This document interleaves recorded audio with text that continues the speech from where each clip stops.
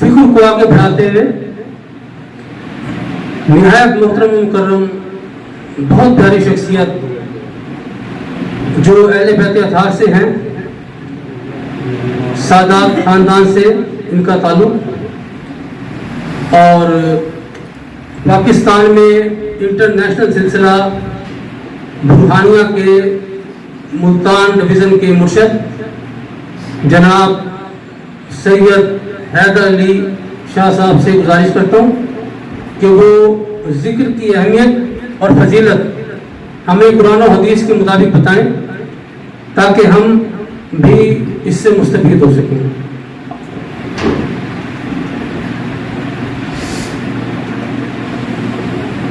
अल्हम्दुलिल्लाहिल्लज़ी बाद ज़ियादती ज़ादनी फ़हुवल क़दीर व मन लदय्हि क़दीर वस्सलातु वस्सलामु अला सय्यिदिना मुहम्मदिन साहिबिल जाहिर रफ़ीअ व अला आलिहि व अस्हाबिहि व ताबिईन व ताबिई ताबिईन ज़विल क़द्रिल मानिइल मनिया। क़ाल अल्लाहु तबारक व तआला फ़ी कलामिहिल मजीद वज़्कुरुल्लाह ज़िक्रन कसीरा। सबसे पहले मैं नहायत ही शुक्रिया अदा करता हूँ और दिली तौर पर शुक्रिया अदा करता हूँ मोहतरम डॉक्टर साहिब का कि आपने इतनी खूबसूरत महफिल का इनेकाद किया। आजकल के इस दौर के अंदर अगर अहले सुन्नत व जमात की जो महाफिल है,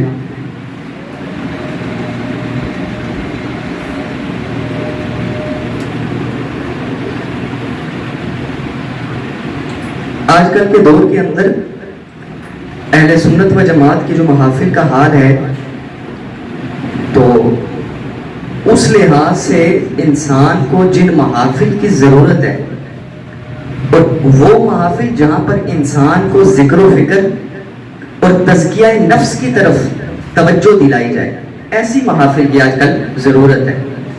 और मुख्तलिफ़ अक़साम के दिन ब दिन अफ़कार व नज़रियात वाले अहबाब उठ रहे हैं जो औलियाए किराम के ऊपर बातें कर रहे हैं, और मैं समझता हूँ कि औलियाए किराम के ऊपर जो तबर्राबाजी और इनके ऊपर आजकल जो गुफ्तगूएं की जा रही हैं, इसकी कुछ ना कुछ वजूहात हमारे अंदर भी मौजूद है कि तसव्वुफ जो कि कलाम इलाही कुरान करीम की तालीमात के अलावा कुछ है ही नहीं, यानी मुकम्मल तसव्वुफ जो है वो कुरान करीम की आयात से साबित है। एक एक चीज तसव्वुफ के अंदर जो मौजूद है, जिक्र से लेकर फिक्र तक, जिक्र लिसान से लेकर जिक्र कल्ब तक, जिक्र कल्ब से लेकर जिक्र रूह तक, जिक्र रूह के बाद जिक्र इस्तिलाम तक, हर एक चीज जो है वो कुरान करीम से साबित है। लेकिन हम लोगों ने तसव्वुफ को क्या चीज बना लिया? करामात। और मैं अक्सर ये चीज सोचता हूं कि करामात वो शख्स बयान करता है जो तालीमात से आरी हो। जिस शख्स के पास तसव्वुफ की तालीमात नहीं है, कुरान करीम से वो आगाह नहीं है, वो शख्स करामात को अपना सहारा बनाता है और फिर वो तसव्वुफ के अंदर ऐसी ऐसी नई इख्तिराबाजियां निकाल के लेकर आते हैं कि तसव्वुफ वाले भी शर्मा जाए कि ये चीज़ें जो हमने कही ही नहीं, तो ये चीज़ें कहाँ से निकाल रही हैं। तो इंशाअल्लाह आज किबला चौहान साहब ने बड़ी खूबसूरत गुफ्तगू की तज़किया नफ्स के हवाले से कि नफ्स का तज़किया कुरान करीम के अंदर बारहा इंसान को तवज्जो दिलाई गई कि अपने नफ्स का तज़किया किया जाए। क़द अफ़लह मन तज़क्का, तहकीक हकीकत में फलाह उसी ने पाई। अब ये जो लफ्ज़ क़द है, ये जब माजी से पहले आता है, अफ़लह चूंकि माजी का सीगा है, तो जब ये माजी से पहले आता है तो ये तहकीक का माना देता है कि हकीकत में फलाह पाने वाला है ही वही शख्स मन तज़क्का, जिसने तज़किया किया।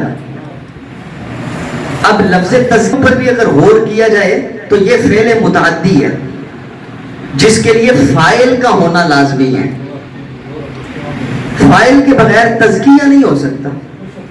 और कुरान करीम के अंदर भी वाज़ेह अल्लाह रब्बुल इज़्ज़त ने इरशाद फरमाया من यहदिल्लाहु फहुवल मुहतदी, जिसको भी अल्लाह रब्बुल इज्जत ने हिदायत अता फरमाई उसके लिए एक हिदायत देने वाला है।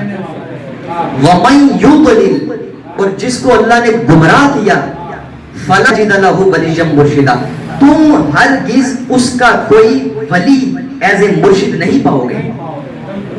ये मैं आपको लफ्जी तर्जमा कुरान करीम का बयान कर रहा हूँ। तो तज़किया नफ्स, जैसा कि बड़ी तफसीली इन्होंने बड़ी खूबसूरत गुफ्तगू की और तमाम हवाला जात कुरान करीम से दिए। कोई भी इन्होंने वाकयात बयान नहीं किए कि तज़किये के हवाले से फुला वली का फुला वाक़या है, फुला वली का फुला वाक़या है। करामात हक हैं, करामात का इनकार नहीं है, लेकिन ये तसव्वुफ के अज्जा में से एक जुज़ है। कुल तसव्वुफ करामात नहीं है। तो तज़किया नफ्स की तरफ जैसा कि इन्होंने तवज्जो दिलाई और कुरान करीम के अंदर बारहा इसकी तरफ तवज्जो दिलाई गई है, तो इंशाल्लाह हम इस चीज के ऊपर गुफ्तगू करेंगे कि तज़किया नफ्स होता कैसे है और उसके लिए जो चीजें जरूरी हैं वो है जिक्र। जो पहली चीज जरूरी है वो है जिक्र। और डॉक्टर साहब ने जैसा कि मुझे मौजू दिया है वो है जिक्र और फिक्र। और तसव्वुफ की इस्तिलाहात और तसव्वुफ की कुतुब के अंदर भी अगर इंसान देखे तो फिक्र का जो दर्जा है वो जिक्र के बाद है। अगर कोई बंदा ये कहे कि मैंने जिक्र नहीं किया और मैं अब तफक्कुर करूंगा, खा वो कुरान करीम के अंदर हो, खा वो मखलूकात के अंदर हो, खा वो जमालात के अंदर हो, खा वो नबातात के अंदर हो, अगर कोई शख्स ये कहे कि मैं जिक्र मैंने नहीं किया और मैं जिक्र के बगैर तफक्कुर करूंगा अल्लाह की मखलूकात के अंदर, अल्लाह के कलाम के अंदर, तो उस शख्स के गुमराह होने का शायबा मौजूद है। जो बंदा जिक्र के बगैर तफक्कुर की तरफ जाए, तो जिक्र के हवाले से कुरान करीम की आयत जो मैंने खुतबे के अंदर तिलावत की, अल्लाह ने इरशाद फरमाया वज़्कुरुल्लाह ज़िक्रन कसीरा, ऐ लोगो, ऐ मोमिनो, अल्लाह का जिक्र कसरत के साथ करना, इसके अंदर कमी बेशी ना करना। तो हमारे शेख तरीकत मिस्र के एक बहुत बड़े आलिम दीन भी आप गुजरे हैं, तो आप जब इस आयत की तिलावत करते, आप इसको अलग अंदाज से तिलावत करते। आप फरमाते वज़्कुर अल्लाह अल्लाह अल्लाह अल्लाह ज़िक्रन कसीरा, कि अल्लाह का जो जिक्र है इसमें जलालत का जिक्र, अल्लाह के नाम का जिक्र, ये कसरत के साथ करना, इसके अंदर किसी चीज की किल्लत ना लेकर आना। तो इसी तरह जो हमारे यहाँ जिक्र की महाफिल सजाई जाती हैं, ये भी तालीमात कुरान और हदीस के अंदर मौजूद है। मैंने आपसे पहले भी ये चीज गुजारिश की कि तसव्वुफ कलाम इलाही और फरामीन नबवी सल्लल्लाहु अलैहि वसल्लम के सिवा कुछ भी नहीं है। तसव्वुफ इन दो चीजों के अलावा किसी कहानी का नाम नहीं है। तसव्वुफ की एक एक चीज कोई बंदा अगर सवाल करना चाहे तो मैं यहां पर बैठा एक नाचीज मौजूद हूं, कुरान करीम से साबित करने के लिए तैयार हूं।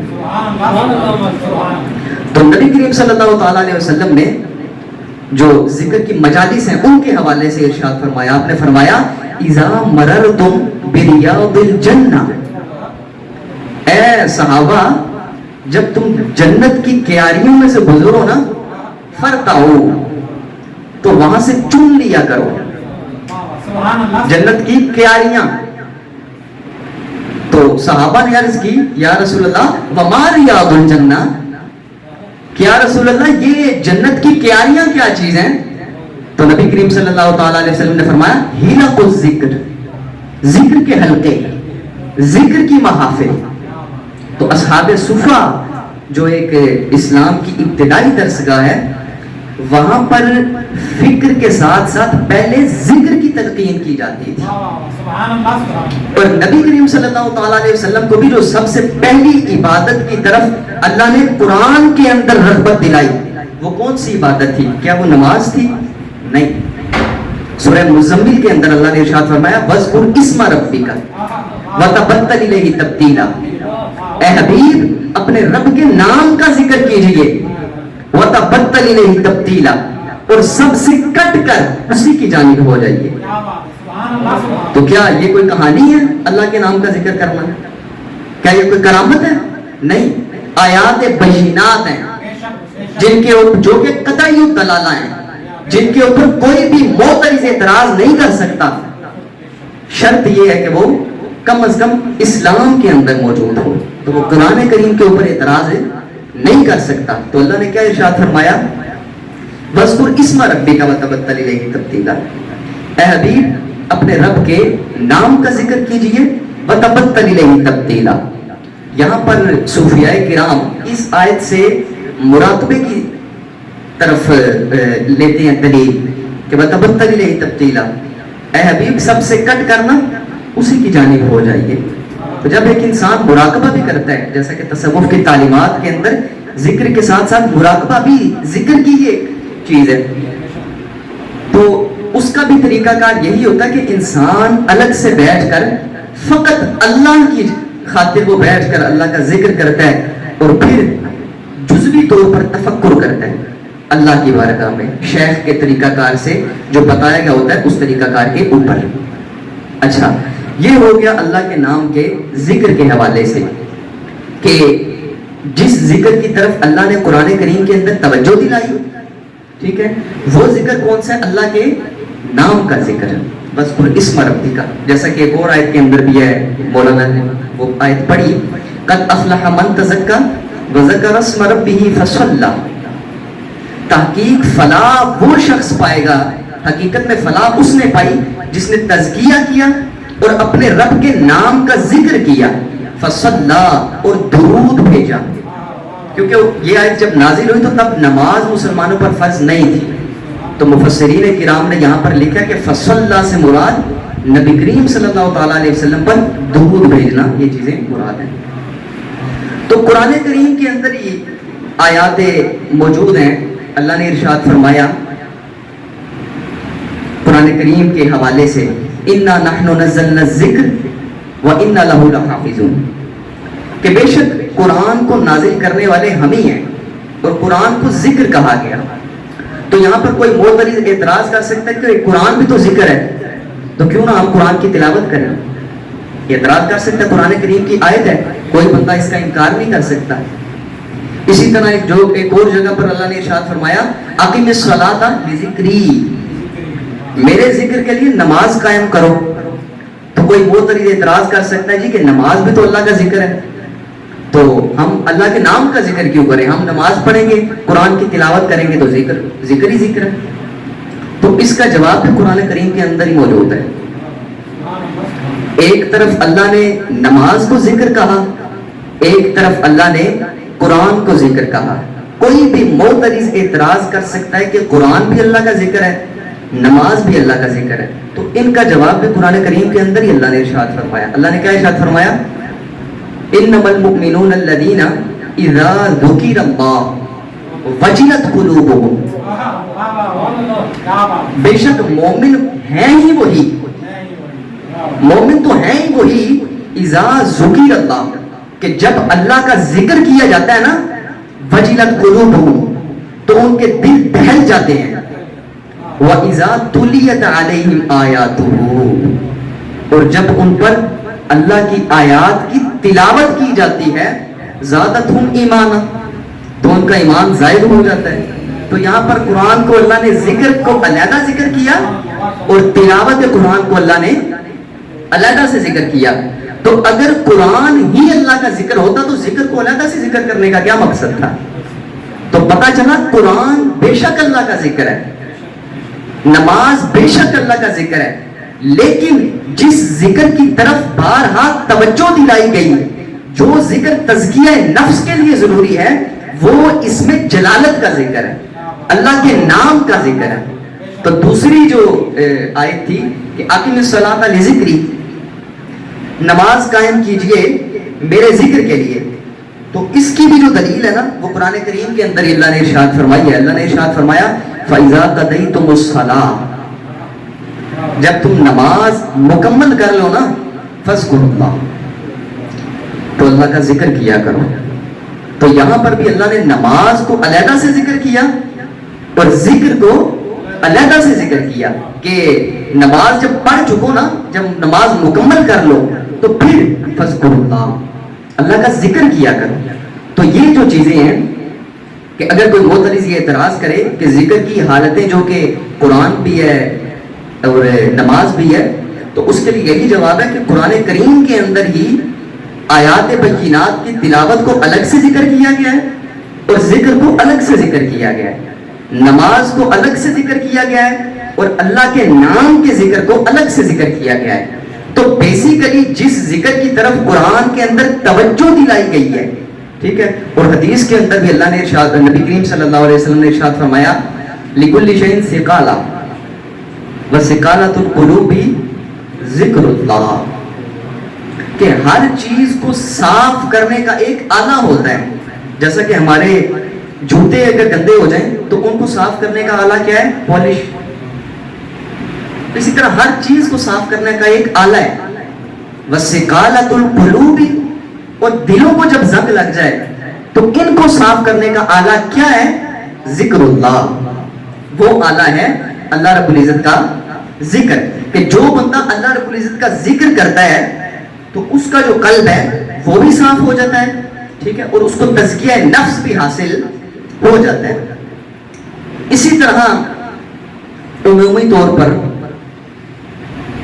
تسبیحات کو بھی ذکر الہی کہہ دیا جاتا ہے، جیسا کہ سبحان اللہ، الحمدللہ، اللہ اکبر، لا الہ الا اللہ، ان کو بھی نا عمومی طور پر لوگ ذکر اللہ کے اندر ہی شامل کر لیتے ہیں۔ یہ بھی ذکر ہیں، لیکن جس ذکر کی طرف توجہ دلائی جا رہی ہے وہ یہ نہیں ہے۔ ان تمام تسبیحات کے الگ سے نام ہیں، جیسا کہ سبحان اللہ اس کو تسبیح کہا جاتا ہے، الحمدللہ اس کو تحمید کہا جاتا ہے، لا الہ الا اللہ ہے اس کو تحلیل کہا جاتا ہے، اللہ اکبر ہے اس کو تکبیر کہا جاتا ہے۔ جیسا کہ اللہ نے قرآن کریم میں واضح ارشاد فرمایا ہے یسبح للہ ما فی السماوات و ما فی الارض، کہ اللہ کی ہر وہ چیز جو آسمانوں میں موجود ہے اور جو زمینوں کے اندر موجود ہے وہ اللہ کی تسبیح بیان کر رہا ہے، ٹھیک ہے، لیکن بندوں کو کیا حکم ارشاد فرمایا؟ تسبیح کا حکم نہیں دیا، اذکروا اللہ، اللہ کا ذکر کرو، جیسا کہ وہ ہمارے شیخ طریقے اس آیت کی تلاوت کیا کرتے تھے، وَاذْكُرُوا اللہ اللہ اللہ اللہ ذکرًا کثیرا، اللہ کا ذکر کثرت کے ساتھ کرنا۔ تو پتہ چلا کہ یہ جو تسبیحات ہیں جن کو عمومی طور پر ذکر کہہ دیا جاتا ہے، یہ بھی اللہ رب العزت کے ذکر کے اندر شامل نہیں ہے۔ جزوی طور پر ذکر کا حصہ ضرور ہے، لیکن کامل طور پر جو ذکر ہے وہ اللہ کے نام کا ذکر ہے، اس میں جلالت کا ذکر ہے۔ سورہ مزمل کے اندر جس کی طرف توجہ دلائی گئی وَاذْكُرْ اسْمَ رَبِّكَ، اسی طرح ایک اور جگہ پر اللہ نے ارشاد فرمایا فَسَبِّحِ اسْمَ رَبِّكَ الْأَعْلَىٰ، اللہ کے نام کی تسبیح کرو، فَسَبِّحِ اسْمَ، تسبیح کرو، اسم ربک، اپنے رب کے نام کی، الْأَعْلَىٰ جو کہ بہت بلندیوں والا ہے۔ تو یہاں پر بھی تسبیح کرنے کا کس چیز کا حکم دیا گیا ہے؟ اسم ربک، اپنے رب کے نام کی تسبیح کرو۔ تو یہ بھی جو چیز ہے قرآن کریم کے اندر سے ثابت ہے۔ اچھا، اب یہاں پر بعض لوگ سوال کر سکتے ہیں کہ ذکر آہستہ سے کیا جائے یا بلند آواز سے کیا جائے، کہ عمومی طور پر ذکر بعض جو سلاسل ہے وہاں پر ذکر آہستہ کیا جاتا ہے، بعض جگہوں پر ذکر بلند آواز سے کیا جاتا ہے، اور بعض جگہوں پر مختلف طریقہ کار ہے، کھڑے ہو کر بھی کیا جاتا ہے، جھوم کر کیا جاتا ہے، تو مختلف طریقہ کار سے اللہ کا ذکر کیا جاتا ہے۔ تو قرآن کریم کے اندر دونوں طریقہ کار کو ذکر کیا گیا ہے، آہستہ آواز سے ذکر کرنے کو بھی اور بلند آواز سے ذکر کرنے کو بھی اللہ نے قرآن کے اندر ہی ذکر کیا ہے۔ اس کے اوپر کوئی کہانی کی ضرورت نہیں ہے، ہمیں کسی قصے کی ضرورت نہیں ہے، قرآن کریم کی تعلیمات کے اندر ہر چیز موجود ہے۔ اللہ نے کیا ارشاد فرمایا؟ وَاذْكُرْ رَبَّكَ، اپنے رب کے نام کا ذکر، اپنے رب کا ذکر کرو، فی نفسک، اپنے نفسوں کے اندر، یعنی اتنی آواز میں کرنا کہ نفسک، تمہارے تک اس کی آواز ہو، تضرعا وخیفا، اور وہ آواز دوسروں سے خفیہ بھی ہو، یعنی خفی ہو، اسی لیے اس کو ذکر خفی بھی کہا جاتا ہے، لیکن تضرعا، ڈرتے ہوئے اللہ کا ذکر کرنا، ٹھیک ہے۔ تو قرآن کریم کے اندر اللہ نے ارشاد فرمایا وَاذْكُرْ رَبَّكَ فی نفسک تضرعا وخیفا، اپنے رب کے نام کا ذکر کرنا آہستہ آواز سے. اور آگے یہ آیت مجھے بھی مکمل یاد نہیں ہے چونکہ میں حافظ نہیں ہوں، تو یہ بڑی پریشانی ہوتی ہے کہ انسان کو بعض اوقات آیات جو ہیں وہ رہ جاتی ہیں. لیکن اسی آیت کے اندر اللہ نے آگے جو ارشاد فرمایا ہے اس کا میں مفہوم پیش کرتا چلوں. اللہ نے ارشاد فرمایا منافقین میں سے نہ ہو جانا کہ جو اللہ رب العزت کا ذکر کم کرتے ہیں. اور اللہ نے منافقین کی نشانی فرمائی بھی ہے قرآن کے اندر، وَلَا يَذْكُرُونَ اللَّهَ إِلَّا قَلِيلًا، کہ یہ اللہ کا ذکر نہیں کرتے لیکن بہت تھوڑا کرتے ہیں. تو یہ انشاءاللہ آگے چیزیں آ رہی ہیں. تو پتہ چلا کہ ذکر خفی جو ہے وہ بھی قرآن کریم سے ثابت ہے. اگر کوئی بندہ اپنی تسبیح پکڑ کر ذکر کر رہا ہے، ایک جگہ پر بیٹھ کر تنہائی میں اللہ کا ذکر کر رہا ہے، تو ہم اس کو برا بلا نہیں کہہ سکتے، وہ قرآن کریم کی تعلیمات پہ عمل کر رہا ہے. اسی طرح اگر کوئی بندہ بلند آواز سے ذکر کر رہا ہے تو کیا وہ قرآن سے ثابت ہے؟ بالکل قرآن کریم سے وہ بھی ثابت ہے. اللہ نے ارشاد فرمایا فَإِذَا قَضَيْتُم مَنَاسِكَكُمْ، جب تم مناسک حج ہے نا ان کو ادا کر لو، فَاذْكُرُوا اللَّهَ، تو اللہ کا ذکر کرو، كَذِكْرِكُمْ آبَاءَكُمْ، جیسا کہ تم اپنے آباء و اجداد کا ذکر کرتے ہو، او اشد ذکرہ، یا اس سے بھی شدید ترین ذکر کیا کرو. عرب کے اندر یہ ہوتا تھا کہ جب لوگ حج ادا کر لیتے نا تو خانہ کعبہ کی حدود کے اندر ہی نا ٹولیاں بنا لیتے تھے، اور مختلف قبائل کے لوگ ٹولیاں بناتے اور اپنے آباء و اجداد کے اس پہ تذکرے کرتے. یعنی ٹولی بنی ہوتی، ایک بندہ کھڑا ہوتا تو وہ کہتا جی کہ ہمارے آباء و اجداد ایسے تھے، ان کی یہ خوبیاں تھی، وہ اتنے بہادر تھے. تو اللہ نے ان کے متعلق اللہ نے ارشاد فرمایا کہ یہ چیزیں نہ کیا کرو، بلکہ تم اللہ کا ذکر کیا کرو. کیسے کیا کرو؟ کذکرکم آباءکم، جیسے تم اپنے آباء و اجداد کا ذکر کرتے ہو نا، بڑے کھڑے ہو کر اور تذکرے کرتے ہو کہ اللہ کا ہمارے آباء و اجداد ایسے تھے، ویسے ہی اللہ کا بھی ذکر کیا کرو. او اشد ذکرہ، یا اس سے بھی بلند ترین یا اس سے بھی شدید ترین اللہ کا ذکر کیا کرو. کیوں؟ کیونکہ تسبیحات اور ذکر کے جو لائق ذات ہے وہ اللہ کی ذات ہی ہے. کوئی بھی انسان کسی بھی تعریف کے لائق نہیں ہے.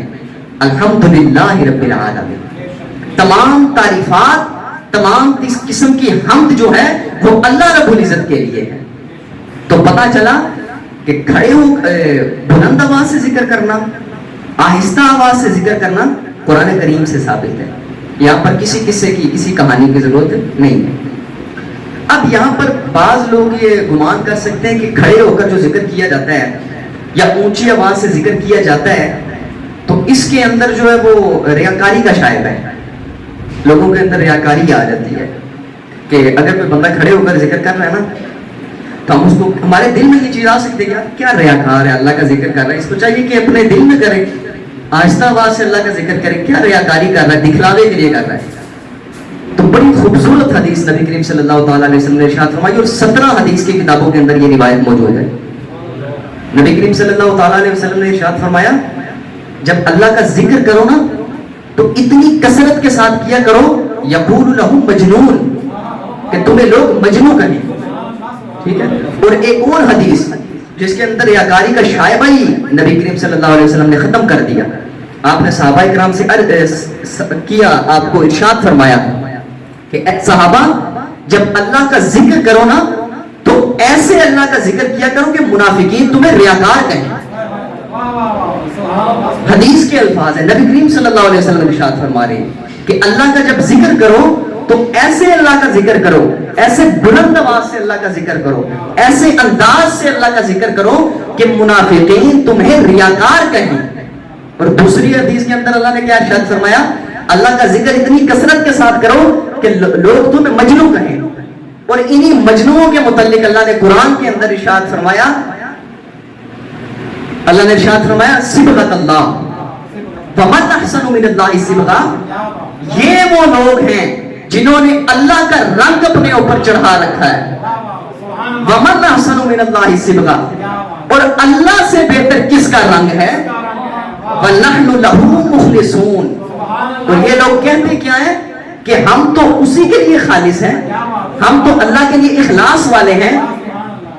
پھر آگے اللہ ارشاد فرماتا ہے قل اتحاجوننا فی اللہ وہو ربنا وربکم، کیا تم اللہ کے معاملے میں ہم سے جھگڑتے ہو؟ کیا تم ہمیں کہتے ہو کہ تم مشرک اور تم بدعتی ہو، تم دلالہ کے اندر گمراہ ہو؟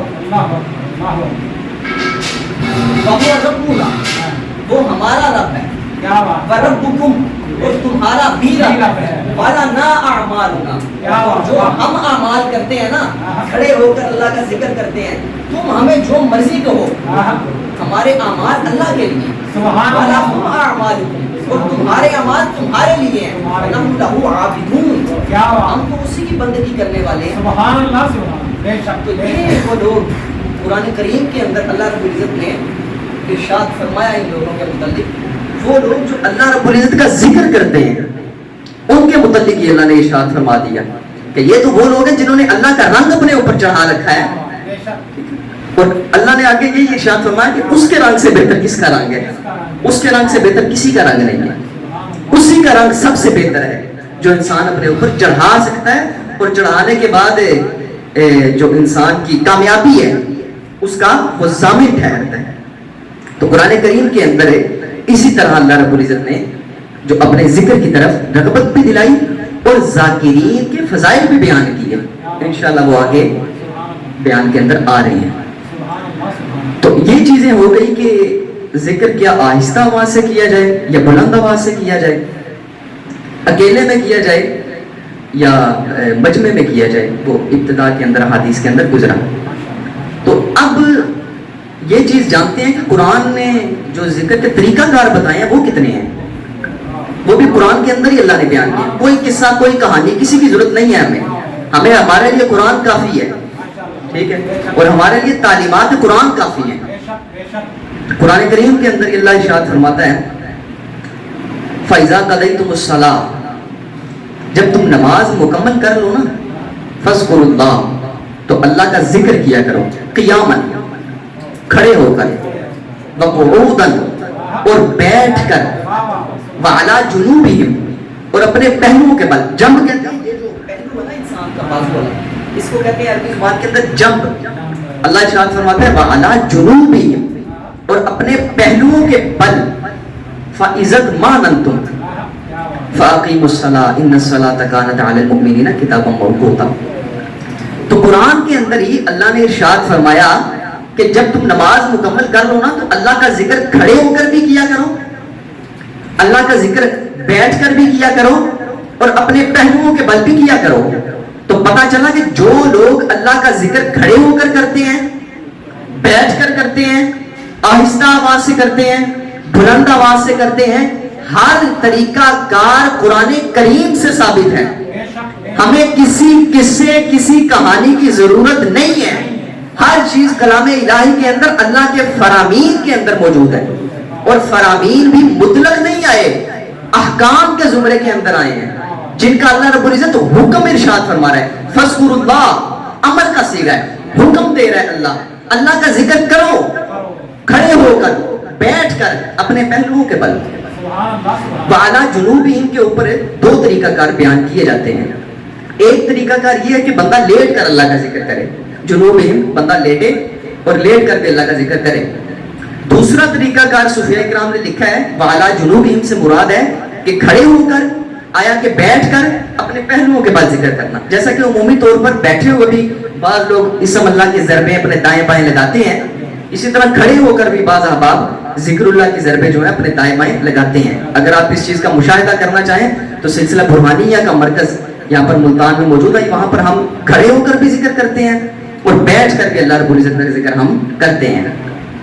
تو یہ جو چیزیں تھیں کہ قرآن کریم کے اندر ذکر کے احکامات بھی ثابت ہیں، ذکر کے طریقہ کار بھی ثابت ہیں، اور ہر چیز جو ذکر کے متعلق ہے وہ قرآن سے ثابت ہے۔ اب قرآن کریم سے ہی جانتے ہیں کہ وہ لوگ جو ذکر سے غفلت برتتے ہیں ان کے متعلق کیا احکام ہے۔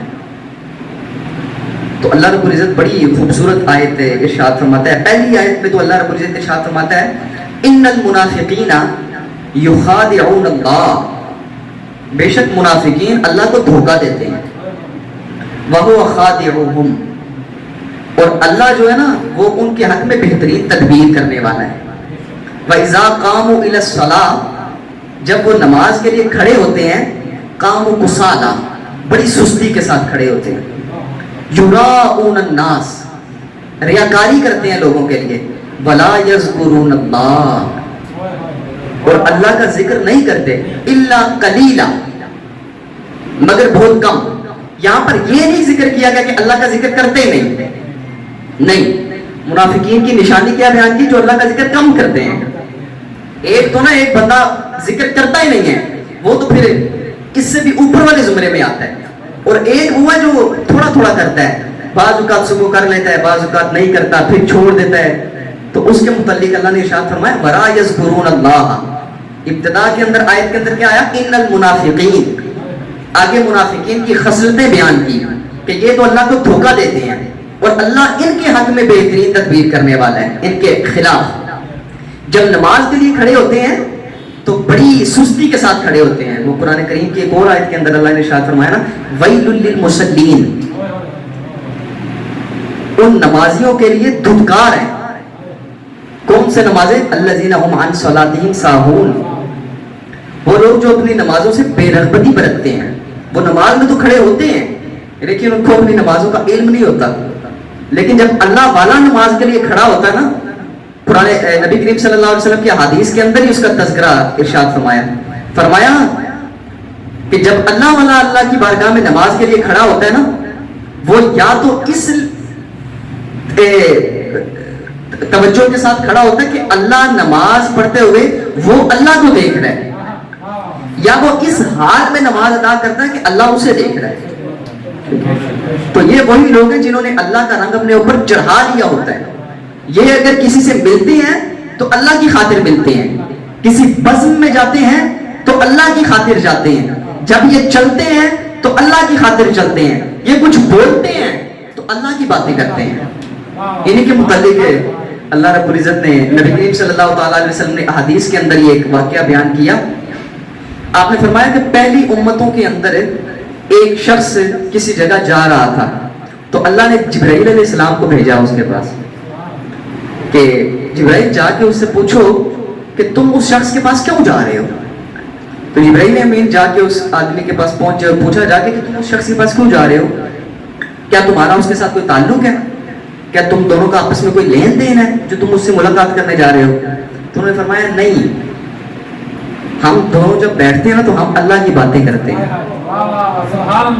ہم دونوں کا جو بیٹھنے کا مقصد ہے، جو ملاقات کا مقصد ہے، وہ فقط اللہ ہے۔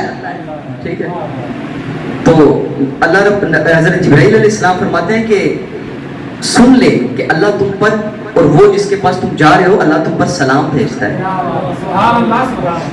تو وہ محفلیں جو اللہ کے لیے سجائی جاتی ہیں، اور ایک اور چیز ہے کہ تصوف کے اندر نا آج کل غلط ملت بھی کافی ساری چیزیں ہو گئی ہیں۔ تصوف فقط اللہ کا نام ہے، ٹھیک ہے، اور صوفیاء کرام بڑی خوبصورت بات کرتے ہیں یہاں پر۔ آپ فرماتے ہیں کہ بیعت کا مقصد کیا ہے، کیونکہ تصوف میں آنے کے لیے ایک بیعت کی جاتی ہے، تو صوفیاء فرماتے ہیں کہ اللہ کے لیے، اللہ پر، اللہ سے عہد کرنے کا نام بیعت ہے۔ اللہ کے لیے، اللہ پر، اللہ سے عہد کرنے کا نام بیعت ہے۔ یہاں پر کیا آپ کو دنیاوی چیزیں نظر آئی ہیں بیعت کے اندر؟ کیا یہ کوئی چیز نظر آئی ہو کہ بیعت ہوں گے تو چلیں بیٹا پیدا ہو جائے گا، مال و اسباق زیادہ ہو جائیں گے؟ یہ چیزیں نہیں ہیں۔ تصوف کا مقصد اور بیعت کا جو مقصد ہے وہ اللہ ہے، اللہ کے علاوہ تصوف کا کوئی مقصد نہیں ہے، بیعت کا کوئی مقصد نہیں ہے۔ اور یہ جو عاملین ہیں مختلف قسم کے دم پھونک والے اور جن چڑیل نکالنے والے، یہ صوفیاء نہیں ہیں۔ صوفی وہ ہے جس کے پاس بیٹھے تو وہ اللہ کے متعلق بتائے کہ اللہ کدھر ہے۔ وہ انشاءاللہ آگے چیزیں آ رہی ہیں، وہ بھی انشاءاللہ ہم بیان کریں گے۔ تو قرآن کریم کے اندر ہی اللہ نے کیا ارشاد فرمایا کہ منافقین ہیں جو اللہ کا ذکر ہے بڑی قلت کے ساتھ کرتے ہیں۔ آگے ایک اور مقام پر اللہ نے ارشاد فرمایا اور فرمایا استحوذ علیہم الشیطان، شیطان ان پر بھاری آ گیا، شیطان نے ان کے اوپر قابو پا لیا اور کیا فانساہم ذکر اللہ، انہیں اللہ کا ذکر بھلا دیا۔ ہر وہ شخص جو اللہ کے ذکر سے غافل ہے، آج کل عمومی طور پر نا لوگ یہ بھی کہتے ہیں کہ ہم بلیو نہیں رکھتے، ہم بلیو نہیں رکھتے جی تصوف کے اوپر, ہمارا بلیو نہیں ہے. یہ وہ لوگ جو ریشنل تھنکر ہیں, جو اپنی عقلیات کے اوپر سوچتے ہیں, ان کے متعلق بھی آگے آ رہی ہیں, اللہ نے آیات بینات ہی آ رہی ہیں کہ اللہ نے ان کے متعلق کیا فرمایا. وہ لوگ الہ ہوا ہو کہ جنہوں نے اپنا الہ اپنی ریشنل کو بنایا, تھنکنگ کو بنایا ہوا ہے, اپنی عقلیات کو اپنا ہوا بنایا ہوا ہے, اپنا الہ بنایا ہوا ہے, اور اسی کی یہ پیروی کرتے ہیں. جو چیز ان کی عقل کے اندر آتی ہے اس کو یہ مان لیتے ہیں اور کہتے ہیں جی یہ تو چیز عقل کے اندر نہیں آ رہی. جی یہ دیکھیں نا جی کہ عقل کے اندر یہ چیز نہیں آ رہی کہ اللہ کا بندہ ذکر کرے پھر اس کو ذکر قلب حاصل ہو جائے. عقل اس چیز کے اندر, عقل کے اندر نہیں آ رہی. یہ عقل والی باتیں نہیں ہیں, یہ محبت کی باتیں ہیں, یہ اطاعت کی باتیں ہیں. ٹھیک ہے, اور ذکر کا جو بیسک مقصد ہے وہ بھی مقصد یہی ہے کہ اللہ کی محبت پیدا ہو, اور جب اللہ کی محبت پیدا ہو جائے گی نا تو پھر اطاعت کے اندر سرور آئے گا. پھر اطاعت انسان ایسے نہیں کرے گا کہ اس کے اوپر کوئی چیز تھوپ دی گئی ہے اور وہ کوئی چیز زبردستی کر رہا ہے. پھر وہ ٹائم رکھا کرے گا کہ بھائی نماز کا ٹائم کس ٹائم ہوگا, اور ایک نماز سے دوسرے نماز کے فاصلے کے اندر اس کا دل بے چین ہوگا کہ یار کب نماز آئے گی اور رب کے ساتھ ملاقات ہوگی, کب نماز کا وقت آئے گا اور رب کی تسبیحات بیان کریں گے, کب جمعرات کا دن آئے گا تو ہم اللہ کا ذکر کریں گے. تو یہ وہ لوگ ہیں جن کے متعلق قرآن کریم کے اندر اللہ نے ارشاد فرمایا. تو کیا ارشاد فرمایا؟ استحوذ علیہم الشیطان فانساہم ذکر اللہ. شیطان ان کے اوپر قابو, شیطان نے ان کے اوپر قابو پا لیا, ان کے اوپر شیطان حاوی آ گیا. اس نے کیا کیا؟ فانساہم ذکر اللہ. اس نے ان لوگوں کو اللہ رب العزت کا ذکر بھلا دیا کہ یہ لوگ اب اللہ کا ذکر ہی نہیں کرتے. ٹھیک ہے. اسی طرح عمومی طور پر بعض لوگ یہ کرتے ہیں کہ ہمارے اوپر معیشت بڑی تنگ ہے جی, کوئی دنیاوی حالات بڑے خراب ہیں, کمانے والے ہم 5 ہیں گھر میں لیکن کوئی برکت نہیں ہے, کمائی بہت زیادہ ہے لیکن اس کے اندر برکت نہیں ہے. تو اللہ نے اس کے متعلق بھی کیا ارشاد فرمایا؟ ومن اعرض عن ذکری, جو میرے ذکر سے اعراض کرتا ہے نا فإن له معیشتا ضنکا, میں اس پر معیشت تنگ کر دیتا ہوں. وہ جتنا مرضی کمانے لگ جائے لیکن اس کے کمائی کے اندر برکت نہیں ہوگی. کون؟ ومن اعرض عن ذکری, جو میرے رب, جو میرے ذکر سے اعراض کرتا ہے, فإن له معیشتا ضنکا, تو میں اس کے اوپر جو معیشت ہے وہ تنگ کر دیتا ہوں.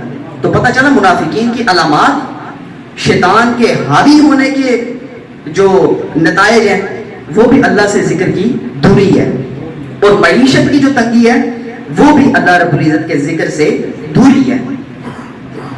اب قرآن کریم کے اندر ہی اللہ رب العزت نے ارشاد فرمایا ہے کہ جو ذاکرین ہیں نا, اللہ رب العزت کا ذکر کرنے والے, ان کے متعلق اللہ رب العزت نے ارشاد فرمایا. آج کل عمومی طور پر تو یہ دیکھا جاتا ہے نا کہ کوئی سوال ہو تو ہم جو سوال کی صحیح جگہ وہاں پر رکھتے ہیں, اور اس کے اوپر حضرت علی کا قول بھی ہے. آپ فرماتے ہیں کہ سوال کو صحیح جگہ پر رکھنا اس کا نصف جواب ہے.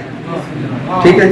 اب شریعت کے اوپر ہمیں جب کوئی مسئلہ درکار ہوتا ہے تو ہم علماء کے پاس جاتے ہیں, لیکن ہماری بڑی غلطی ہے کہ ہمیں طریقت کے اوپر بھی جب کوئی مسئلہ درکار ہوتا ہے تو ہم علماء کے پاس ہی جاتے ہیں اور پوچھتے ہیں یہ طریقت کی یہ چیز کیوں ہے. ایک اور چیز میں بیان کرتا چلوں کہ طریقت جو ہے نا یہ بیان کا نام نہیں ہے کہ کسی چیز کو بیان کرنا. طریقت عمل کا نام ہے. طریقت جسے کہتے ہیں پریکٹیکل, طریقت تھیوری نہیں ہے. تھیوری ہے, بعض لوگوں نے بیان بھی کی ہے, تھیوری ہے, لیکن کلی طور پر جو حقیقی تصوف ہے وہ پریکٹیکل کا نام ہے, جس کے اندر انسان کو ذکر کرنا پڑتا ہے, شیخ تلاش کرنا پڑتا ہے, پھر مختلف جو چیزیں ہیں وہ اسے کرنی پڑتی ہیں. تو قرآن کریم کے اندر ہی اللہ نے ارشاد فرمایا ذکر کی منازل کے متعلق. تو طریقت کی جو روح ہے نا اس کے اندر یہ ہوتا ہے کہ انسان جب طریقت کے اندر داخل ہونا چاہتا ہے تو وہ شیخ کے پاس آتا ہے, شیخ تلاش کرتا ہے. قرآن کریم کے اندر اس کی بھی دلیل موجود ہے. اللہ نے ارشاد فرمایا الرحمن, رحمان تک جانا چاہتے ہو, اس کی رسائی حاصل کرنا چاہتے ہو, فاسأل بہ خبیرا, تو کسی باخبر کو تلاش کرو. یہ نہیں کہا اجیب دعوت الداعی اذا دعان, میں پکارنے والے کی پکار سنتا ہوں. عمومی طور پر یہ آیت پڑھ دی جاتی ہے نا کہ اللہ تو فرما رہا ہے جی کہ اجیب دعوت الداعی اذا دعان، لیکن آیت کا پہلا حصہ کھا دیا جاتا ہے. اللہ ارشاد فرماتا ہے وَإِذَا سَأَلَكَ عِبَادِي، جب میرا بندہ اے حبیب آپ سے سوال کرے. سب سے پہلے بندے کی نسبت بھی اپنی طرف کی. اور جب میں یہاں پر بیٹھا ان کی بیان سن رہا تھا تو یہ میرا نقطہ ان کے بیان سے حل ہوا. جب انہوں نے بیان کیا نا یا ایتھا النفس المطمئنہ ارجعی الی ربک راضیۃ مرضیہ فادخلی فی عبادی. ٹھیک ہے، تو عبادی جو لفظ ہے یہ کوئی عام لوگ نہیں ہیں، یہ اطمینان والے لوگ ہیں. یا ایتھا النفس المطمئنہ والے لوگ ہیں جن کو اللہ خود ارشاد فرما رہا ہے راضیۃ مرضیہ. اللہ ان سے راضی ہو گیا اور یہ بھی اللہ سے راضی ہو گیا. پھر آگے کیا فرمایا فادخلی، داخل ہو جاؤ عبادی میرے بندوں میں. وادخلی جنتی ای جنت المشاہدہ، یہ عام جنت مراد نہیں ہے یہاں سے، یہاں پر فرمایا وادخلی فی عبادی وادخلی جنتی، اور میری جنت میں داخل ہو جاؤ، جنت مشاہدہ کے اندر، جس کا انشاءاللہ آگے تذکرہ آ رہا ہے کہ قرآن کریم کے اندر اس کی بھی انسان کے لیے اس کی دی گئی، اس کے لیے انسان کو اجر کے طور پر اس کی وعید سنائی گئی قرآن کریم کے اندر. تو عبادی بھی جو ہے نا اللہ کے مخصوص بندے ہیں. اور اللہ نے یہ عبادی کے لیے بھی یہ نہیں کہا کہ مجھ سے ڈائریکٹ کہنا، کہا اے عبید وَإِذَا سَأَلَكَ. ٹھیک ہے، اللہ ایک کو جانتا ہے اور اسی کی مانتا ہے. یہ باقیوں کے ساتھ اللہ کا کوئی لینا دینا نہیں. یہ آپ جب صوفیاء کرام کے پاس جائیں گے نا تو یہ آپ کے نقطے تب کھلیں گے کہ اللہ ایک کو جانتا ہے. اسی لیے فرمایا نا کہ كنت كنزا مخفيا فاحببت. ٹھیک ہے، آگے فرمایا فخلقت الخلق ای محمد الرسول اللہ صلی اللہ علیہ وسلم، کہ میں تو ایک چھپا ہوا خزانہ تھا، میں نے چاہا کہ مجھے چاہا جائے، مجھے پہچانا جائے. ٹھیک ہے، اور پہچانے کے لیے پیدا کس کو کیا؟ انسان کو. اور اس سے تقاضا بھی یہی کیا کہ میری معرفت حاصل کرنا. قرآن کے اندر اللہ نے ارشاد فرمایا نا وما خلقت الجن والانس الا ليعبدون اي ليعرفون، کہ ہم نے جنوں اور انسانوں کو اپنی معرفت کے لیے پیدا کیا. کیا عبادات کے لیے فرشتے کافی نہیں تھے؟ فرشتوں نے یہ بھی چیز قرآن کے اندر ہی بیان کی ہے کہ اے اللہ تو ایسے لوگوں کو زمین میں بھیجنے لگے کہ وہ خون کر ایک قتل و غارت کریں گے. وَنَحْنُ نُسَبِّحُ بِحَمْدِكَ وَنُقَدِّسُ لَكَ، کہ ہم تیری تسبیح بھی بیان کر رہے ہیں، تیری تقدیس بھی بیان کرتے ہیں. اللہ نے فرمایا جو میں جانتا ہوں نا وہ تم نہیں جانتے. ٹھیک ہے، تو تسبیح و تقدیس انسان کی حقیقی مقصد نہیں ہے، جزوی مقصد ضرور ہے. شریعت کے تقاضوں کے اندر فرض ضرور ہے، لیکن حقیقی خلق کا جو مقصد ہے وہ معرفت الہی ہے، اللہ کی معرفت حاصل کرنا ہے. ٹھیک ہے، تو وہی چیز جو میں بیان کر رہا تھا کہ جب بندہ کسی شیخ کے پاس آتا ہے تو ابتدا کے اندر میں اس کو استغفار کروائی جاتی ہے، پھر تحلیل کروائی جاتی ہے، پھر اس کو اسم اللہ کا ذکر عطا کیا جاتا ہے کہ اے بندے اب تو نے نا اللہ کا ذکر کرنا ہے. ٹھیک ہے، کیونکہ آیا وہ کس چیز کے لیے؟ اللہ کے لیے آیا نا. اب اگر تو وہ دنیا کے لیے آیا ہے، اب عمومی طور پر آج کل یہ بھی دیکھا گیا کہ طریقے موجود ہیں لیکن ان کے پاس ذکر و اذکار کوئی نہیں ہے. علامہ نے ایسے ہی لوگوں کے متعلق فرمایا زاغوں کے تصرف میں ہیں شاہینوں کے نشے من. وہ جگہ جہاں پر شاہین بیٹھا کرتے نا وہاں پر آج کل کبھی بیٹھے ہوئے ہیں.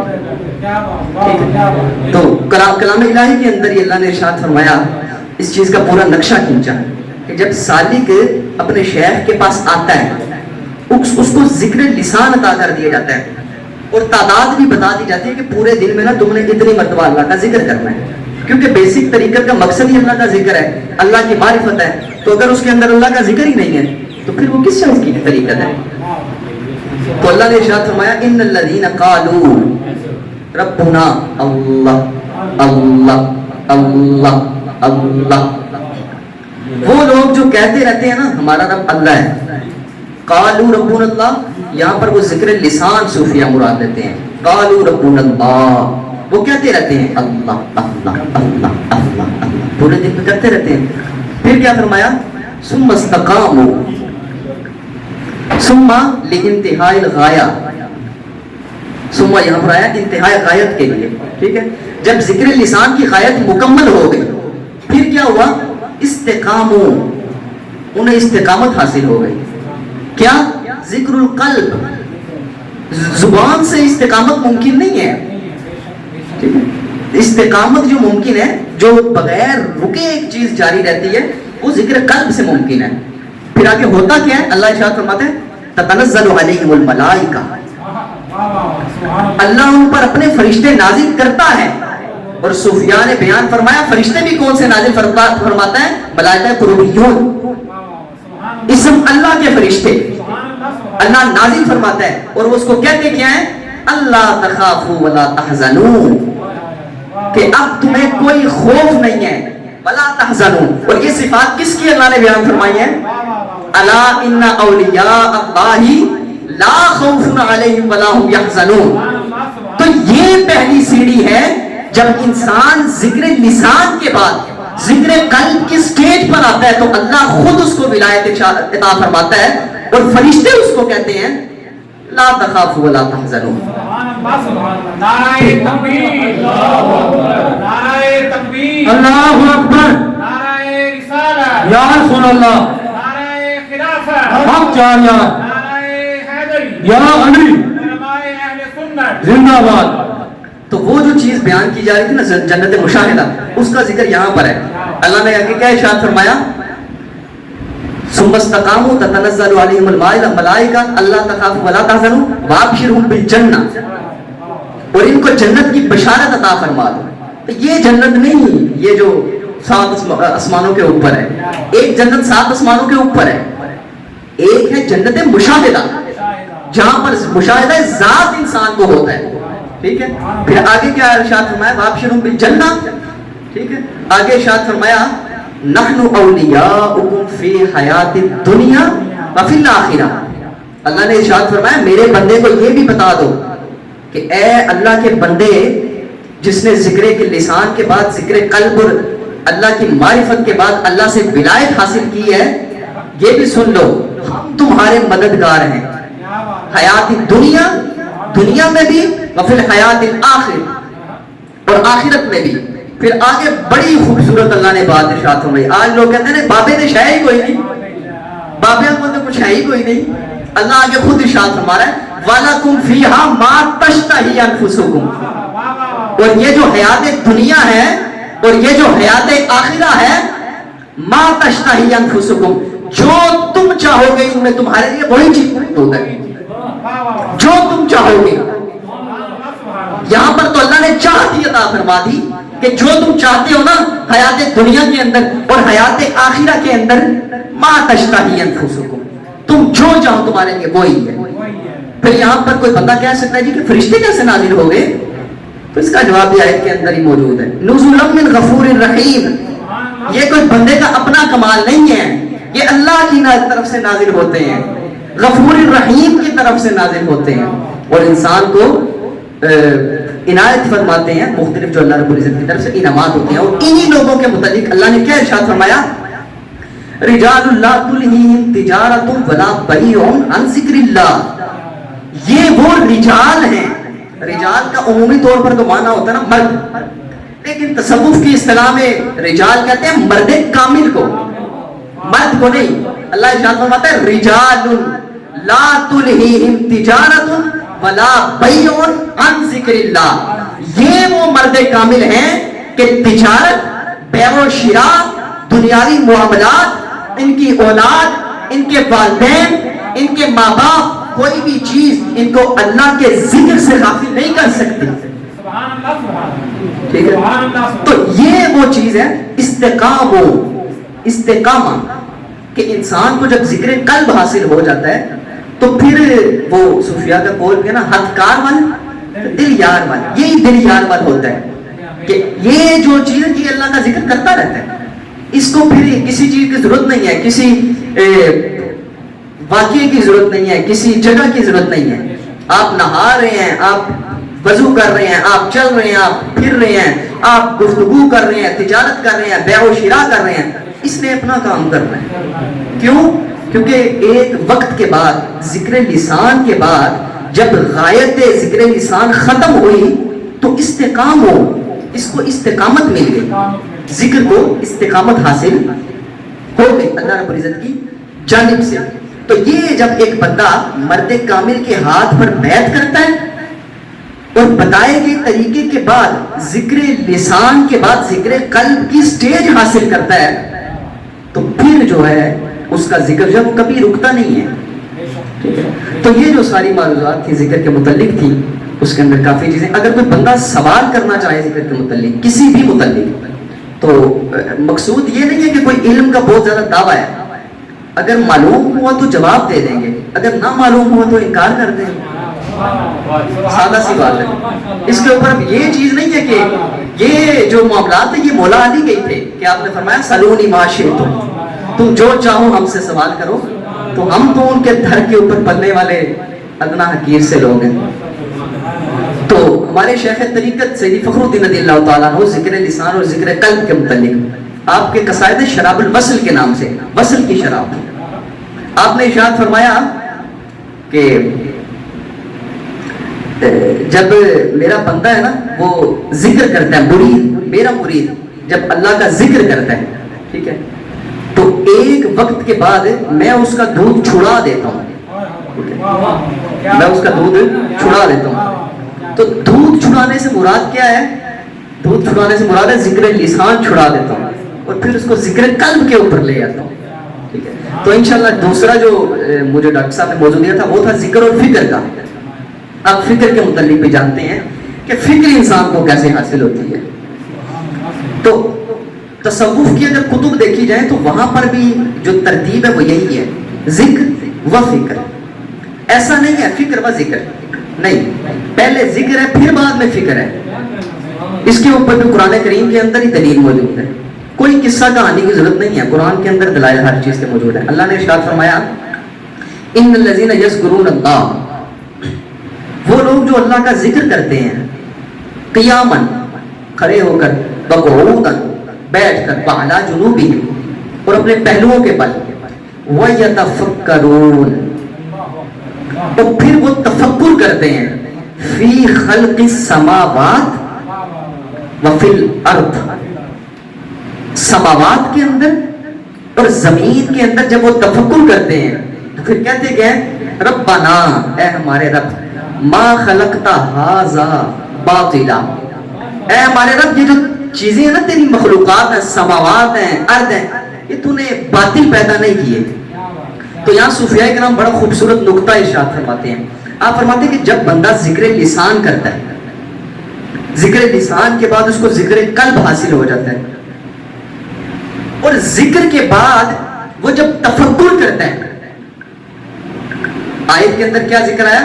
فی خلق السماوات وفی الارض، آسمانوں اور زمین کی تخلیقات کے اندر جب وہ تفکر کرتا ہے، وَيَتَفَكَّرُونَ اور وہ تفکر کرتا ہے قرآن کریم کے اندر، وَيَتَفَكَّرُونَ اور وہ تفکر کرتا ہے احادیث کے اندر، تو وہ کیا کہتا ہے؟ مَا خَلَقْتَ هَذَا بَاطِلًا۔ صوفیاء کرام یہاں پر بڑی خوبصورت چیز ارشاد فرماتے ہیں، آپ فرماتے ہیں کہ ایک علم وہ ہے کہ جو انسان اپنے حواس خمسہ کے ساتھ حاصل کرتا ہے، کتابی علم جس کو کہتے ہیں، کہ ایک بندے کو کوئی آیت تھی، اس نے کسی دوسرے مترجم کا ترجمہ پڑھ لیا، یہ تفکر نہیں ہے۔ اسی طرح تفسیر تھی، اس نے کسی مفسر کی تفسیر پڑھ دی، کسی مترجم کی کیے ہوئے احادیث کا ترجمہ پڑھ دیا، اس سے تو آپ مترجم کی سمجھ حاصل کر رہے ہیں، مفسر کی سمجھ حاصل کر رہے ہیں۔ اس لیے صوفیاء فرماتے ہیں کہ اپنے علم کی بنیاد مشاہدے پہ رکھو۔ صوفیاء اپنے علم کی بنیاد مشاہدے کے اوپر رکھتے ہیں، اسی لیے آپ دیکھیں گے کہ صوفیاء کے درمیان اختلاف نہیں ہے۔ اگر کوئی چشتی کوئی بات کر رہا ہے تو قادری بھی وہی کرے گا، اگر کوئی نقشبندی کوئی بات کر رہا ہے تو سہروردی بھی وہی کرے گا، اگر کوئی قادری کوئی بات کر رہا ہے تو برہانی بھی وہی کرے گا۔ صوفیاء کے درمیان آپ اختلاف نہیں پائیں گے، اختلاف ان کے درمیان ہے جن کے تعلیم کے مصادر علیحدہ ہیں۔ صوفیاء کا ایک ہی مصدر ہے، مشاہدہ، وہ جس چیز کو دیکھتے ہیں اسی چیز کو حق سمجھتے ہیں اور اسی چیز پر اپنے علم کی بنیاد رکھتے ہیں۔ اس کے اوپر بڑے واقعات ہیں لیکن وقت ابھی مجھے لگتا ہے خاصا زیادہ ہو گیا. میں انشاءاللہ تھوڑی دیر میں اپنی معروضات جو ہیں وہ ختم کرتا ہوں. تو تفکر کے اوپر آیت کے اندر جیسا اللہ نے ارشاد فرمایا کہ وہ جو تفکر کرتے ہیں آسمانوں کے اندر اور زمینوں کے اندر, ٹھیک ہے.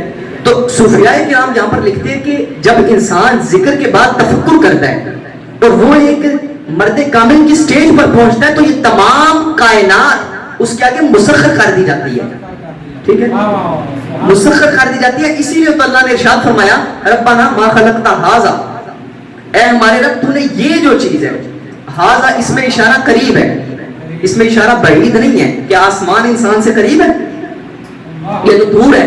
اس کے لیے تو ذالکہ کا لفظ استعمال ہونا چاہیے تھا. اور مخلوقات الہی جو زمین کے اوپر موجود ہیں کیا ہر تخلیق انسان کے قریب ہے؟ نہیں قریب, دور ہے. ذالکہ استعمال ہونا چاہیے تھا لیکن اللہ نے ارشاد فرمایا ما خلقت ھذا.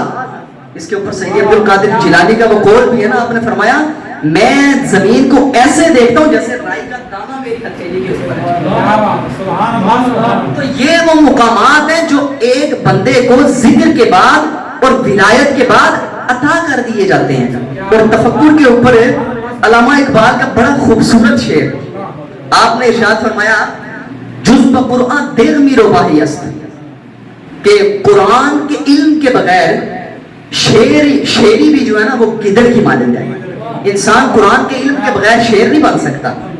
فقر قرآن اصل شہنشاہی است, قرآن کا فقر حاصل کرنا اصل شہنشاہی ہے. پھر آگے علامہ نے یہ بھی فرما دیا کہ فقر حاصل کیسے ہوتا ہے. آپ نے فرمایا فقر قرآن اختلاط ذکر و فکر. فقر قرآن کے بارے میں مجھ سے پوچھتے ہو تو جان لو ذکر اور فکر کو ملا لینا. فکر را کامل نہ دیدم جز بذکر. آگے علامہ فرماتے ہیں میں نے آج تک کوئی بھی ایسی فکر کامل نہیں دیکھی جو ذکر کے بغیر ہو. نہ دیدم, میں نے آج تک کوئی بھی ایسی فکر نہیں دیکھی جو قرآن کے ذکر کے بغیر ہو. اسی کے اوپر ہمارے سیدی فخر الدین رضی اللہ تعالیٰ عنہ کا بڑا خوبصورت واقعہ ہے. آپ ایک دن مصر کے اندر موجود تھے تو ایک آدمی آیا تو انہوں نے سوال کیا کہ قرآن کریم کے اندر موجود ہے افلا یتدبرون افلا تعقلون, کہ قرآن کے اندر اللہ نے ارشاد فرمایا کہ تم تفکر نہیں کرتے, تم تدبر نہیں کرتے. تو ہم جو علماء کرام ہیں نا ہم قرآن کے اندر تفکر کرتے ہیں, تدبر کرتے ہیں. تو سیدی نے ارشاد فرمایا نعم التفکر مباح ولکن بعدت التفکر. ہاں تفکر مباح ہے لیکن تفکر کی ٹول کٹ بھی ہونی چاہیے بندے کے پاس. تفکر کی ٹول کٹ کے بغیر جو ہے وہ تفکر کامل نہیں ہوتا. تو انہوں نے آگے سے سوال کیا حل عندکم الصوفیہ, اے صوفیاء کیا تمہارے پاس وہ ٹول کٹ موجود ہے؟ تو آپ نے فرمایا نعم ذکر اللہ. فرمایا ہاں اللہ کا ذکر. ہم اور انہی کے متعلق تو اللہ نے ارشاد فرمایا رجال اللہ تلہم تجارت ولا بیع عن ذکر اللہ, وہ لوگ جن کی تجارتیں اور کوئی بھی چیز ذکر سے ان کو غافل کر ہی نہیں سکتی. تو کلام الہی سے ہم نے جانا کہ ذکر کیا چیز ہے. اور تفکر بھی جو ہے انسان کی جو فکر ہے, ذکر کے بغیر انسان کی فکر کامل کبھی نہیں ہو سکتی. آپ صوفیاء کرام کے کلام پڑھیں, آپ علماء اعظام سے یہ چیزیں سیکھیں کہ اگر ذکر کے بغیر آپ فکر کریں گے, قرآن کریم کا ترجمہ پڑھیں گے, تفسیر پڑھیں گے, تو وہ آپ مترجم کی اور مفسر کی سمجھ کو اڈاپٹ کر رہے ہیں, وہ آپ کو تفکر نہیں کر رہے. ٹھیک ہے, تفکر جو ہے وہ ایک مرتبے کے بعد جا کر تفکر کی کنجی انسان کو عطا کر دی جاتی ہے. تو پھر وہ کہتا ہے ما خلقت ھذا باطلا, اے ہمارے رب یہ جو تیری جتنی بھی تخلیقات ہے نا یہ قرآن کریم کی خلق ہے, اس کے علاوہ یہ آسمان ہے, یہ زمین ہے, یہ تو نے باطل پیدا نہیں کی ہے. اور ایک صوفی اور ایک مرد کامل اس کی رسائی یہ ملکوت سے تو بہت اوپر ہے. یہ ملک, یہ ملکوت, جبروت, لاہوت, ہاہوت, ایسے ہی تو نہیں نا. اللہ نے کیا ارشاد فرما دیا کہ جنت مشاہدہ فابشرہم بالجنہ, یہ جنت مشاہدہ جو ہے یہ تمام عوالم سے اوپر والی جگہ ہے. عوالم تو 5 ہے نا, 5 عوالم سے اوپر بہت سارے مقامات ہیں, اور جنت مشاہدہ جو ہے یہ قریب ترین مقامات میں سے جہاں پر مشاہدہ ذات ممکن ہے. انہی لوگوں کے متعلق اللہ نے پتہ کہ ارشاد فرمایا یا ایھا الانسان انک کادح الی ربک کدحا, اے انسان تو بڑی دبو کر رہا ہے اور تو بڑی تکلیفات اٹھا رہا ہے، فملاقیہ، بس تو ملاقات کر لے گا، تو اللہ کو پا لے گا، ٹھیک ہے؟ یا ایھا الانسان انک کادح الی ربک کدحا، اے انسان تو اللہ کی طرف جانے کے لیے اتنی تکالیف برداشت کر رہا ہے۔ صوفیاء کرام بڑی تکالیف برداشت کرتے ہیں۔ نبی کریم صلی اللہ تعالیٰ علیہ وسلم سے ایک صحابی نے سوال کیا نا کہ یا رسول اللہ آزمائشیں زیادہ کس کے لیے ہیں؟ تو آپ نے ارشاد فرمایا سب سے پہلے انبیاء کے لیے، پھر جن کا مرتبہ ان سے کم ہے، پھر جن کا ان سے کم ہے، پھر جن کا ان سے کم ہے، پھر جن کا ان سے کم ہے۔ تو یہ جو اولیاء ہیں ان کے متعلق تو نبی کریم صلی اللہ علیہ وسلم نے ارشاد فرمایا العلماء ورثۃ الانبیاء، یہ علماء نہیں، العلماء ای یعلم الاسم علم الاسماء، علم الافعال، علم الذات و علم الصفات، وہ علماء جو علم ذات جاننے والے ہیں، علم الاسماء جاننے والے ہیں، علم الصفات جاننے والے ہیں، وہ والے علماء انبیاء کے وارث ہیں۔ یہ 9 سال کورس کرنے کے بعد انبیاء کی وراثت بندے کو مل جائے، تو یہ جو چیزیں ہیں کہ اللہ نے قرآن کے اندر بھی ارشاد واضح فرما دیا، اے میرے بندے، اے میرے عبد، تو اللہ کے لیے اتنی تکالیف برداشت کرتا ہے اللہ کی طرف جانے کے لیے، الی ربک، اللہ کی طرف جانے کے لیے، فملاقیہ، پس تو ملاقات کر لے گا، وابشرھم بالجنہ، اور ان کو جنت مشاہدہ کی بشارت دے دو کہ یہ جو ہے نا یہ جنت میں موجود ہوں گے۔ اور اس کے متعلق حدیث کے اندر بھی موجود ہے کہ وہ لوگ کہ قیامت کے دن ان کے ایسے مرتبے ہوں گے کہ انبیاء بھی رشک کریں گے ان کے اوپر۔ یہ وہ لوگ ہیں، نہ وہ انبیاء میں سے ہوں گے نہ وہ رسول میں سے ہوں گے، سروں کے اوپر تاج پہنائے جائیں گے، بڑے اونچے اونچے مقامات ان کو دے دیے جائیں گے۔ تو یہ کون لوگ ہیں؟ یہ ہیں اولیاء اللہ، یہ ہیں رجال اللہ تلہیہم تجارۃ ولا بیع، یہ وہ ہیں صبغۃ اللہ ومن احسن من اللہ صبغۃ ونحن لہ مخلصون۔ تو یہ وہ اولیاء کرام ہیں جن کے اللہ کے ہاں اپنے مراتب ہیں۔ اور ایک اور کی چیز سمجھنے والی ہے کہ ولایت کے لیے کوئی دوست ہی ہونا ضروری نہیں ہے، ہر بندہ ولایت حاصل کر سکتا ہے، ہر بندہ، لیکن اس کے لیے ضروری کیا ہے؟ اللہ نے قرآن کے اندر اس کے بارے میں بھی ارشاد فرمایا، قل اے حبیب آپ فرما دیجیے ما اسألکم علیہ من اجر، ٹھیک ہے اے حبیب، یہ جو جتنی بھی آپ فرما دیجیے ان لوگوں سے کہ جتنی بھی میں نے تبلیغات کی ہیں، جتنی بھی تکالیف تمہارے لیے اٹھائی ہیں، اس کے اوپر کوئی اجرت طلب نہیں کرتا، الا مگر فمن شاء، تم میں سے جو چاہے، اتخذ اختیار کرے، الی ربہ، رب کی طرف جانے کے لیے، سبیلا راستہ۔ تو اللہ نے قرآن کے اندر ارشاد فرمایا ایک ہی اس کے لیے شرط ہے، فمن شاء، تم میں سے جو چاہے، اور جو چاہتا ہے، صوفیاء کے دروازے ہر وقت ان لوگوں کے لیے کھلے ہوتے ہیں، باقی لوگوں کے دروازے ایسا ہو سکتا ہے کہ